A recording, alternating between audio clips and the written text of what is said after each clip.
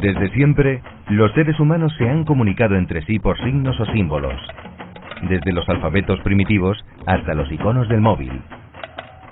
El hombre, por ser corporal y espiritual, está necesitado también de signos visibles para comprender y comunicar las realidades del espíritu. Jesucristo se sirvió de signos materiales para transmitirnos su gracia, como el pan y el vino de la Eucaristía. Y mandó a los apóstoles hacer lo mismo. Fiel a la voluntad de su fundador, la Iglesia sigue usando esos signos materiales al administrar los sacramentos. ¿Qué son los sacramentos? Son signos sensibles y eficaces de la gracia, instituidos por Cristo y confiados a la Iglesia, a través de los cuales se nos otorga la vida divina. ¿Y qué entendemos por gracia? La gracia santificante es un don gratuito infundido por Dios en el alma. Por la gracia, el alma se halla en amistad con Dios y se convierte en templo del Espíritu Santo. Los 7 sacramentos corresponden a los momentos más importantes de la vida: nacimiento, crecimiento, curación y vocación o misión en la vida. Hay cierta semejanza entre las etapas de la vida corporal y de la vida espiritual. Los sacramentos se pueden clasificar en 3 grupos. Los de la iniciación cristiana son 3: el bautismo, la confirmación y la Eucaristía. Los sacramentos de la curación son 2: la penitencia y la unción de los enfermos. Los sacramentos al servicio de la comunidad son el orden y el matrimonio.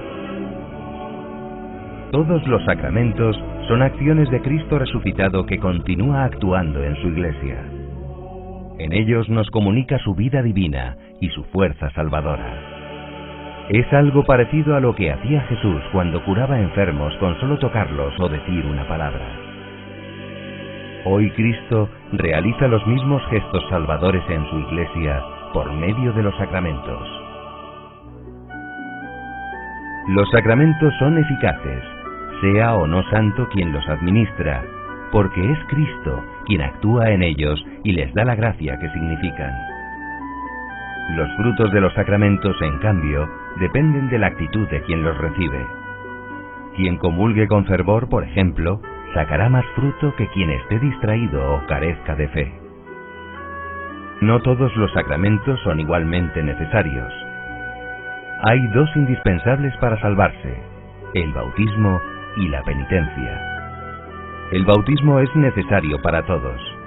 La penitencia lo es para quienes hayan caído en pecado mortal después del bautismo. Si no se pueden recibir, hay que tener al menos el deseo de recibirlos. El más excelente de los 7 sacramentos es la Eucaristía. Los otros 6 están ordenados a ella como a su fin. En estos se nos da la gracia. En la Eucaristía recibimos al autor mismo de la gracia.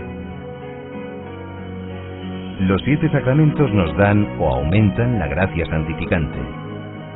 También nos confieren la gracia sacramental propia de cada sacramento. Además de eso, 3 de ellos imprimen carácter, es decir, una señal o marca definitiva. Estos son el bautismo, la confirmación y el orden. Por eso solo se pueden recibir una sola vez en la vida. La Iglesia celebra en la liturgia los misterios de Cristo, especialmente por medio de la celebración de los sacramentos. Por la liturgia, Cristo, Redentor y Sumo Sacerdote, continúa la obra de la redención.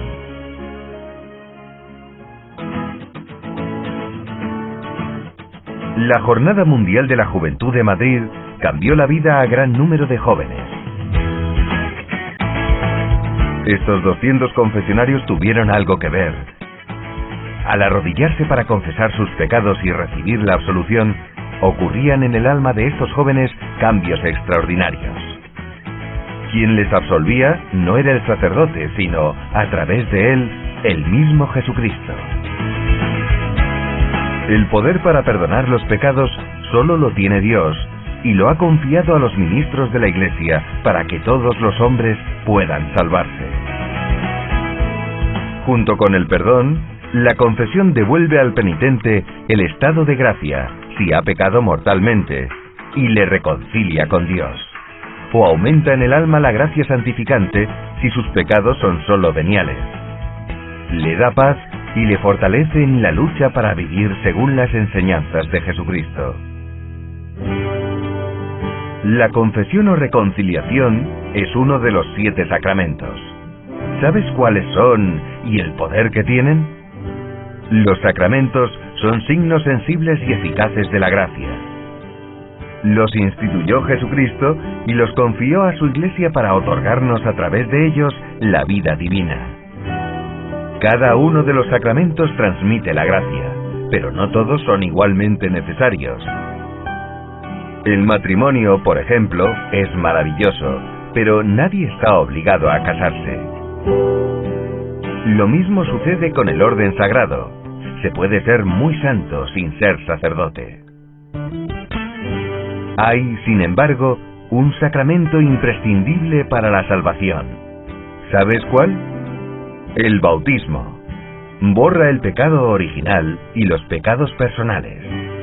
Nos hace hijos de Dios y herederos del cielo. Nos incorpora a la Iglesia. Además, el bautismo es la llave de acceso a los demás sacramentos. Pero el sacramento de mayor dignidad es otro: la Eucaristía. ¿Adivinas por qué? En los demás sacramentos se nos da la gracia de Dios. En la Eucaristía se nos entrega el mismo autor de la gracia. Jesucristo, en su infinito amor por los hombres, quiso quedarse con nosotros escondido bajo las apariencias del pan y del vino consagrados en la misa. Comulgar es recibir al mismo Dios. Por eso nuestra alma ha de estar limpia de todo pecado mortal. Los efectos de la comunión, como los de los demás sacramentos, dependen de nuestras disposiciones interiores: fe, atención, amor, confianza. La comunión frecuente enriquece nuestra alma y la hace crecer en unión con Dios y en caridad hacia los demás. Los sacramentos se celebran mediante una serie de ritos y ceremonias que llamamos liturgia. Algunos confunden la liturgia con un código de normas o un misterioso protocolo sagrado. No, la liturgia es el culto público que la Iglesia rinde a Dios. Es el ejercicio del sacerdocio de Jesucristo. La liturgia puede acercar a la fe a mucha gente a través de la belleza espiritual y teológica de las ceremonias. Todas, desde la misa parroquial hasta una solemne misa de beatificación, cumplen un mismo fin: dar gloria a Dios y santificar a las almas. Pero no te quedes en los ornamentos, la música, el incienso o los otros aspectos externos de la liturgia.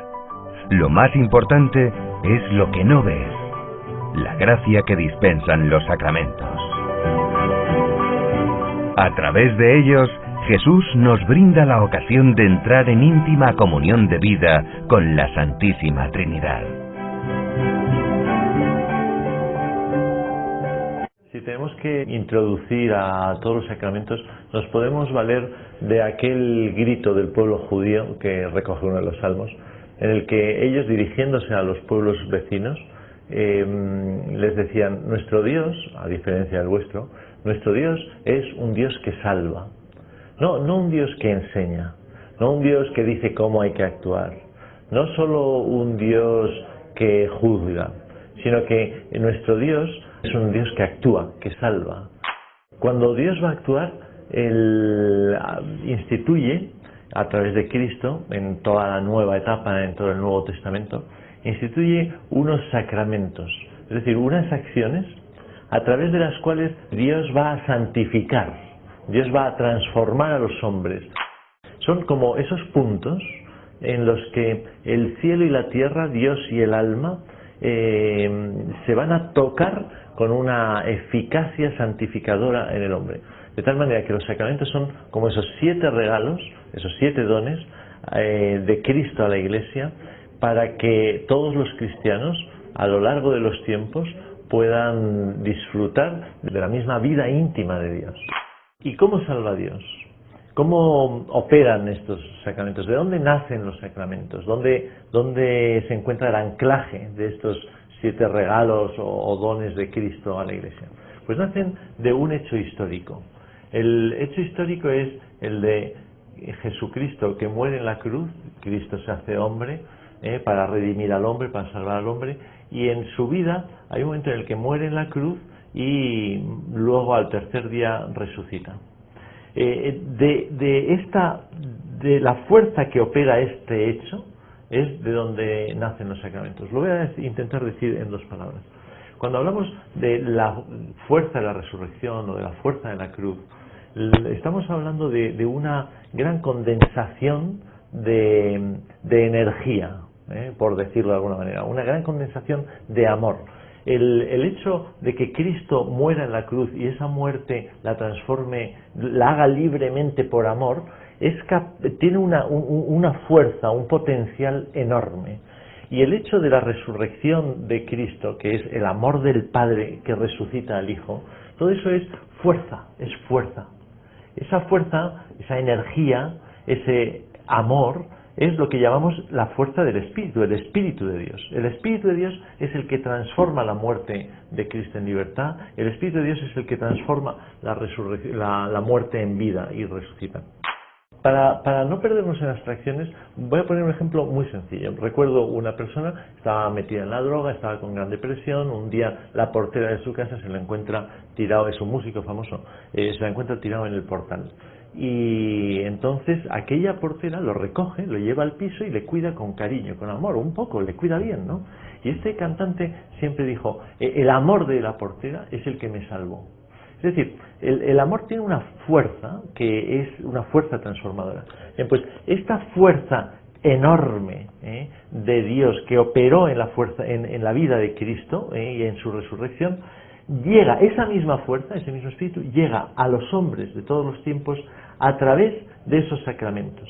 Esos sacramentos no son acciones humanas, esos 7 sacramentos son acciones del espíritu que lo lleva hasta cada uno de nosotros a través de la Iglesia. Por lo tanto, si las cosas son así, es claro que la Iglesia no tiene un poder sobre los sacramentos, sencillamente es la administradora de algo instituido por Jesucristo. La definición clásica del catecismo acerca de los sacramentos recoge 3 elementos. El primero habla de que son unos signos sensibles. Claro, los signos son realidades que se ven. Y ahí, en esos signos, entran elementos de la naturaleza, elegidos por Jesucristo, como son el agua, el aceite, el vino, el pan. Son signos que se ven, realidades que se ven. Pero que por la acción del Espíritu Santo, esas realidades materiales van a ser vehículos de la acción divina. Las realidades que se ven, los signos, y hay una realidad que no se ve. ¿Cuál es el sentido de estos signos sensibles? Pues que el misterio, es decir, el amor de Dios, la acción de Dios, lo invisible, se hace visible, y de este modo Dios se adecúa al modo de ser y de conocer del hombre, que necesitamos los sentidos. ¿Cuál es la acción de cada uno de los sacramentos? Pues normalmente la acción invisible tiene que ver con la acción propia natural del signo visible. Es decir, que cuando se usa el agua, la realidad invisible es la limpieza del alma y del espíritu. Cuando se utiliza el pan es alimento, cuando se utiliza el aceite se trata de la fortaleza y la belleza, y así cada uno de ellos. El segundo elemento hablará no ya de signos, sino de instituidos por Cristo. Es importante porque esta realidad nos dice que no es la única forma de santificar Dios a un alma, la de los sacramentos, pero es la forma habitual la que Cristo ha instituido y ha considerado buena, la ordinaria. El modo ordinario de perdonar los pecados será la confesión, el modo ordinario de alimentar a un alma será la comunión. O sea, es voluntad expresa de Cristo cada uno de ellos, y cada uno de ellos encontramos su origen en el Evangelio, en la narración del Nuevo Testamento. Y por último, el tercer elemento, que confieren la gracia, que más o menos es a lo que nos hemos referido antes. ¿Y qué es la gracia? Gracia significa regalo, merced, obsequio, y Dios ha concedido al hombre muchos regalos, muchas gracias, muchos obsequios, ¿no? La vida, el sol, la naturaleza, toda la creación. Pero cuando hablamos de la gracia, es decir, cuando hablamos del regalo, del don, nos referimos al regalo por antonomasia, a la gracia por antonomasia, a la merced por antonomasia, a la más grandiosa y principal de todas. ¿Y cuál es esa? Que Dios nos ha querido dar su propia vida. Ha querido que vivamos dentro de Él y Él dentro de nosotros. Ese gran regalo del que el hombre nunca podría haber imaginado que pudiese vivir participando de la vida de Dios, ¿no? Pues es al que nos referimos nosotros con la gracia.